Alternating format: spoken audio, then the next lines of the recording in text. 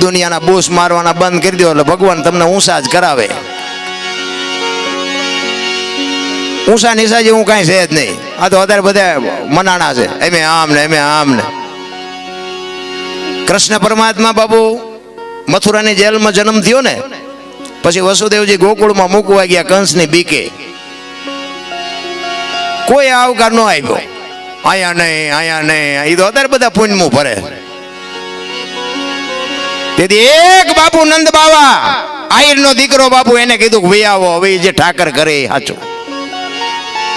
એમ નામ નો રે બાપુ, લોઢાના સણ્યા સાવવા જેવી વાતો છે. ભજન તો ભજન છે.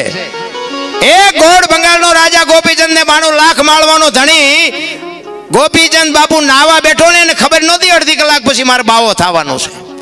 વિચાર કરજો, એની માં મેનાવતી રડે અને એના આહુડા પડે અને ગોપીચંદ જોવે કે માં, ગોપીચંદ જેવા દીકરાને તારે રડવાનું હોય? તેથી માં એમ કહે છે કે ગોપીચંદ જેવા દીકરા હોય ને રડવાનું ન હોય, પણ બેટા તારા બાપની કાયા તો તારા કરતા હારી હતી દુનિયાએ દિવાળી મૂકી દીધી, કાંઈક કરી લે મારા બાપ. આ ફેરો ફરીને નહીં મળે, એ કાંઈક કરી લે. આ એક જ શબ્દ બાપુ માનો કાળજું ફાડી નાખ્યું ગોપીચંદ નું, અને તરત જ બાપુ કાટ પગથિયા ઉતરી ગયો. ગોળ બંગાળનું રાજ મૂકીને બાપુ સાધુ બની ગયો. કાંઈક તો નક્કી થયું હોય છે ને. આપણે ઓલા માગણ આવે તો ડેલીઓ આડી કરે.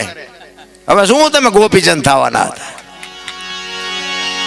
મહાપુરુષો આપણા આટલું હાવ હલકું કરી દીધું. આપણા ઇતિહાસ છે ને કે દીકરો કાપ્યો ને બૈરું આપ્યું ને ઓલાની બારોબાર માટી આપી ને બધું કર્યું. આપણે કંઈ કરવાનું નથી.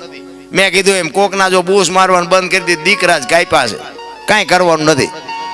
કેવલ નામ આધાર. બાપુ મહાપુરુષો કહે છે કળિયુગમાં નામ સમો વડે કોઈ નહીં, જપ તપ તીર્થ ને યોગ, નામે પાતક છૂટીએ નામે. તમારા સદગુરુ મારા જે શબ્દ આપે ને એ શબ્દ પકડીને હાલતા થઈ જાવ. વહેલું મોડું ટેશન આવશે, પણ સરનામું સાચું હોવું જોઈએ, એ ધ્યાન રાખજો. આમ સુરેન્દ્રનગર આવે એ ખબર હોવી જોઈએ, એવો સદગુરુ જોવે હો પાછો.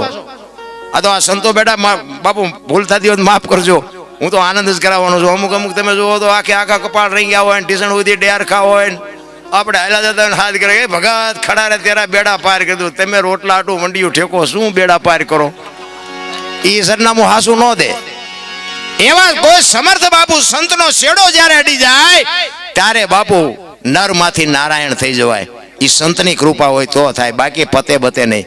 આખી દુનિયા અત્યારે તો જે હોય કે અમારા હાઈવે માં એકર જમીન મળે લેવીશ, આપણે શું કરવા કે આશ્રમ બનાવો, અહીંયા આશ્રમ ભજન કરવા. હવે આ ખટારા ભજન કરવા દે અહીં તમને ઢો થતું, ત્યાં તમે ભજન કરી શકો. ભજન કરવા દો બાપુ.